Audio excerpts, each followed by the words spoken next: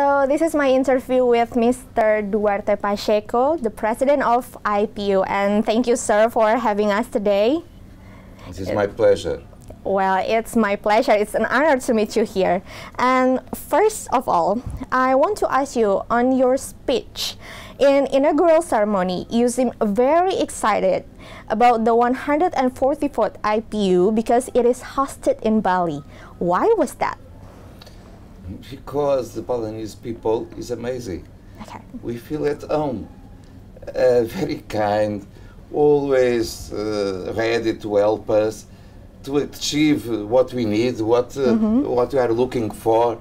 The food is excellence. And in the end, the organization. Yeah. We know that we may trust in the Indonesians and with the Indonesian Parliament when the Parliament decides to invite us to any kind of meetings. And so, one good Parliament with a wonderful people behind, perfect, it's okay. Wow, well, that's a very amazing statement from you, sir. And next, maybe could you tell me in a brief, if you can choose only three main topics to be discussed in the Assembly, what it will be? We have a general debate. About climate change. Yes. And this is one of the topics, of course, because it is important for all humankind. Exists, it's real, and you know in this region how real is the climate change.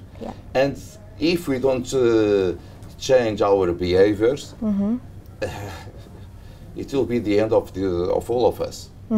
So we need to act now. The second point that I will express is the urgent item. It is impossible to think that near 1,000 parliamentarians from more than 100 countries are together in a meeting and discuss just climate change and forget what is in all the news. The war in Ukraine. And so this is the second topic, to analyze how the parliaments can help to put an end to this war. And the role of parliaments to achieve the dialogue between Russia and Ukraine to stop the war.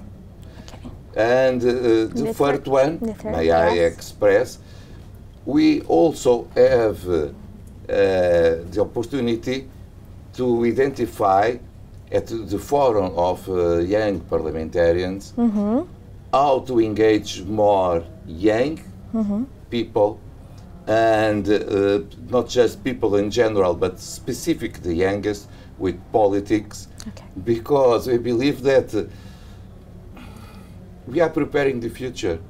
And the future is for the young generation. So the young generation needs to be in politics and in parliaments as well, to help us to build the laws, everything that is essential to achieve a good future for them. So it's interesting because you say that the youth is needed to help the elders for the parliaments, right? Of course. Why I will decide what will be the future for the next 50 years. I will not be here. So it's better than the people that are with 20s, 30s, may have an intervention in this build of the future for the next 50 years. Because they will be alive, and they will suffer the consequences of our decisions today. And that's why it's so important to have youth in politics, in parliament, to help to build the world where they wish to live. Wow, that's a very nice statement, sir. And I think I want to ask you about the pandemics, how do you observe the world's resiliency after the pandemic strikes for 2 years? And are the SDGs are still relevant for the world after the pandemics? Of course, during these 2 years, when we have a pandemic that killed more than 6 million persons right now, we need to understand that the most important worry of all governments is how to fight it, to fight this pandemic. What we may do to put an end to that war, because this is also a war against a small virus that no one can see it. True. But it is a war that killed 6 million persons until now. And so we need to understand that during these years, all the governments as this thing as the most important task. But now, thank God, with the vaccination process. The vaccination process, for instance, showed to all of us how important is the cooperation, the international cooperation, because we understood that this virus attacks people from the north, from the south, from east, from west, rich, poor, everyone. And so all the scientists work together to find in our faster way. It never happened a vaccine against the virus. It showed to all of us our cooperation when we want is possible, and this is what we should do in many other issues. Okay, but we did it, and thanks to the vaccination process, we are winning the war. And now we think about the recovery of our economy, because the impact, so the social impact on the poverty increased, the inequalities increased during these 2 years. It's important to think on that, and to think that all the governments now need to help the small entrepreneurs to reopen their own business. How they can get back to a normal life, because this is essential. And the Sustainable Development Goals became again in our first line of worries. This is essential again to all humankind. Okay, so I think the point is the cooperation between countries is really, really important. And how the role of the parliaments there? Are the parliaments giving a big contribution for this kind of cooperation, you think? The parliaments, for instance, in Madrid, together during the last assembly, approved a resolution asking and call all governments to give vaccines to the undeveloped countries. One example, just one example, because we understood that the world will be safe when everyone will be vaccinated. And so it was our recommendation to all parliaments: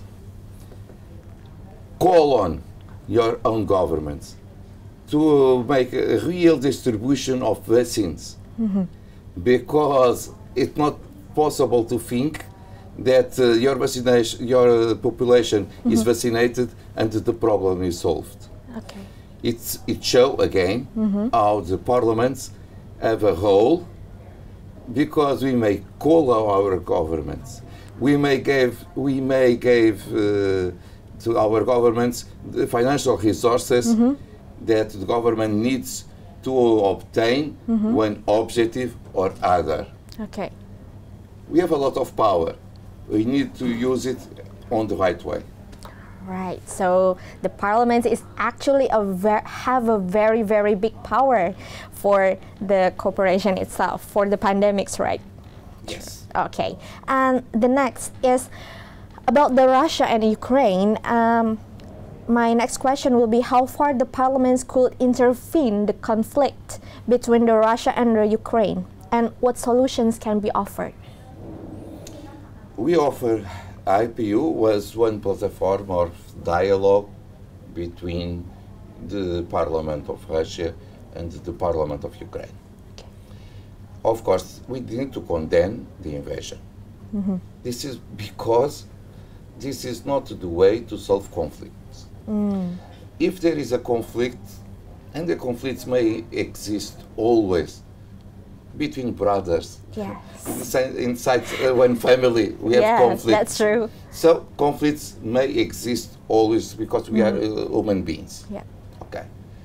But we need to solve our conflicts by dialogue and not with guns. Okay. So we condemn the invasion. And then we ask for a ceasefire to stop the suffering of innocent people. And we offer IPU as one platform that may join together both sides, Yeah.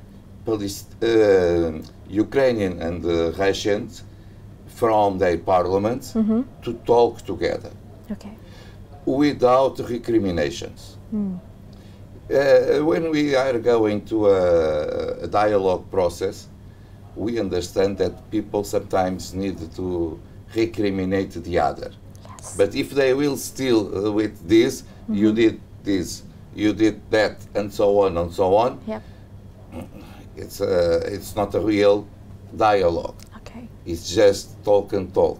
Yes. They needed to be, okay, we did it, maybe you are right, maybe I am right. Now we are here to build the future. Yep. What is necessary? And try to discuss what is necessary to achieve peace, a solution for the conflict. Okay. So politically speaking, the IPU itself don't want to take a stand to both Russia and Ukraine, but it's everything is about the solutions for the future, right? Of course, again, we condemn the invasion. It's not. It's impossible to have an invasion and we think that we don't see what happened. Yeah. It's real. That's real. It's real, so we need to condemn. Yeah. But afterwards, we need to say, okay, now please stop and sit Together. and try to find a solution. Okay. Okay. I think, yeah, I get that point. And maybe my last questions will about the climate change issue, the big issue that we are talking here in the 144th IPU. So how do you perceive the urgency of resolutions to be applied by the government? So here in this assembly, we are trying to have resolutions, right? And how important that the resolutions to be applied for the government, you think? It will be, I hope, we need to wait to the end of our work. Yeah, of course. But I believe that the resolution about this item will happen. And what we need to do, we parliamentarians, is to go home and to urge our government to implement it. Okay. Because I think that people are tired of words. True. If there is no action, right? I am also tired of words. And so if we approve one resolution, and if we, in our own parliaments, don't urge our government to implement what we approve here, we are not doing our job. Okay. So this is the more important task for each parliamentarian that went to Bali. Yeah. After go on, please not give up to implement the decisions that someone in a free way decide to approve. Okay. Because if we think that something is important, we need to call our governments to implement it. That's really nice, because some people think that the parliament does not have a big power as the government does. So your quotes is really, really important, sir. I hope that it can be implemented soon after this IPU.